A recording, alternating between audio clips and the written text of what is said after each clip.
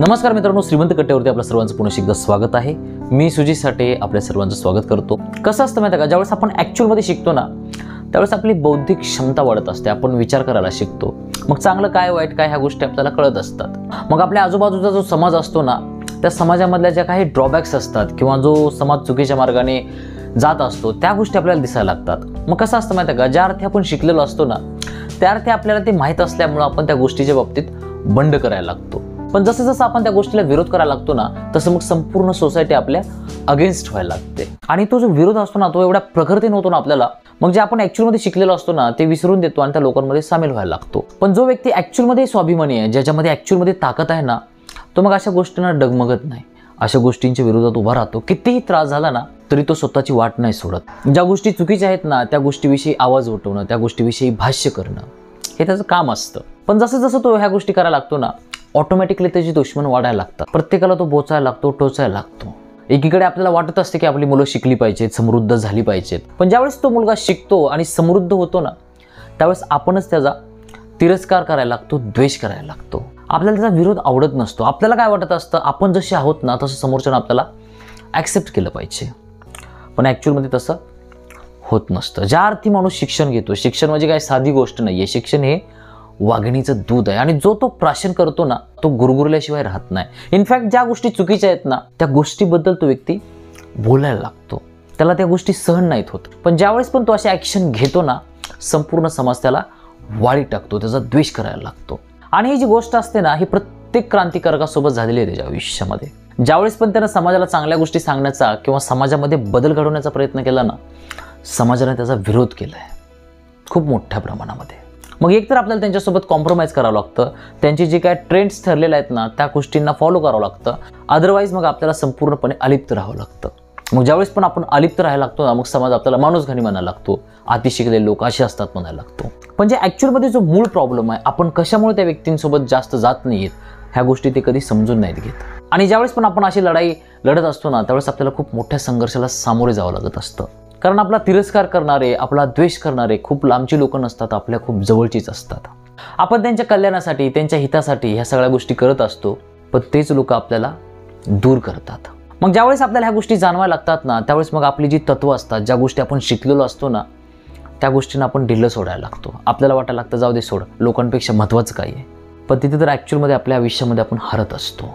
जर एकदा जर आपल्याला लक्षात आलं ना ॲक्च्युअलमध्ये खरं काय आहे, खोटं काय आहे, आणि जर आपल्याला जर ॲक्च्युअलमध्ये खऱ्या अर्थानं आयुष्यामध्ये लढायचं असेल, चांगल्या प्रकारचं काम करायचं असेल ना तर मग आपल्यापासून दूर कोण जाते ह्या गोष्टीचा जास्त विचार नाही करायचा। जर ॲक्च्युअलमध्ये आपला रस्ता खरा असेल, जर आपल्याला आपल्या स्वतःवरती विश्वास असेल ना तर मग आपला जो रस्ता असतो ना तो कधीच नाही सोडायचा।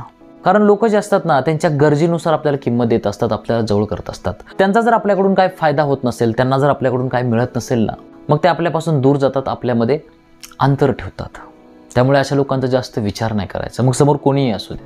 आणि ॲक्च्युअलमध्ये जो खरा धर्म असतो किंवा जो ही व्यक्ती धर्माला फॉलो करतो ना त्याच्यापुढे सगळे समान असतात आणि त्याचं जे उद्दिष्ट असतं किंवा जे ध्येय असतं ना त्या ध्येयापलीकडे त्याच्या आयुष्यामध्ये कुठलीही मोठी गोष्ट नसते। पण ज्यावेळेस पण आपण ॲक्च्युअलमध्ये ह्या गोष्टी जगायला लागतो ना त्यावेळेस मग आपल्या आयुष्यामध्ये ते प्रॉब्लेम्स क्रिएट होतात। लोक ॲटोमॅटिक आपल्यापासून दूर व्हायला लागतात, आपला द्वेष करायला लागतात। मग आपल्यालाच वाटायला लागतं की यार न शिकलेल्या लोकांचंच भारी आहे, मग त्यांचाच कोण द्वेष करत नाही, काय नाही, सगळं एकदम ओके चालू आहे। आपण शिकतो आणि हाताने त्या गोष्टीमध्ये जाऊन अडकून पडतो।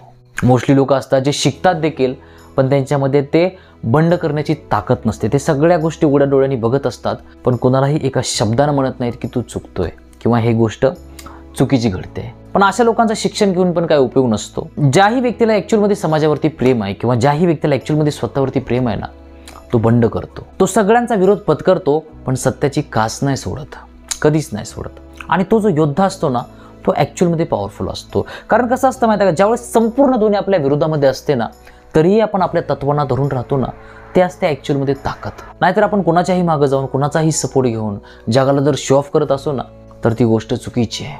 आणि जोही व्यक्ती आपल्याला सपोर्ट करत असतो ना त्याचं काही ना काहीतरी हिडन मोटिव्ह असतं, ते आपल्याला लवकर लक्षात येत नाही। त्या व्यक्तीला आपल्याला मदत करण्यापाठीमागं त्याचं पहिलंच कॅल्क्युलेशन ठरलेलं असतं। त्याला माहीत असतं की समोरच्या व्यक्तीला मी का मदत करतोय आणि त्याच्याकडून मला एक्झॅक्टली काय पाहिजे। आणि जोपर्यंत त्याला आपल्याकडून जे पाहिजे ते मिळत नाही ना तोपर्यंत तो आपल्याला सुट्टी नाही देत, सगळ्या गोष्टी आपल्याकडून वसूल करून घेतो।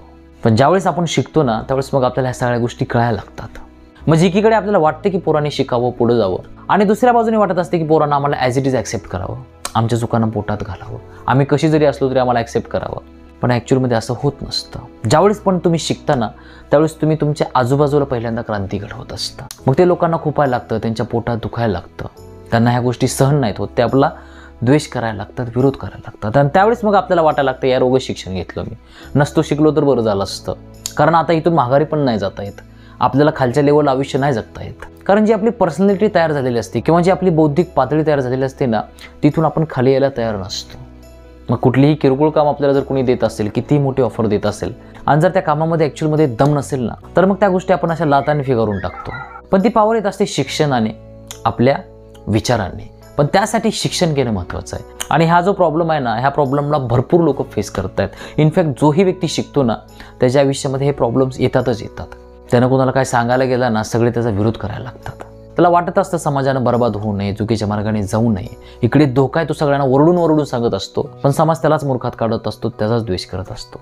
पण ह्या गोष्टी आपण समजून घेणं खूप महत्त्वाचं असतं, खूप महत्त्वाचं असतं.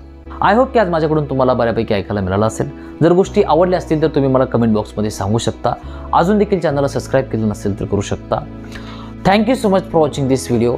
God bless you. बाय.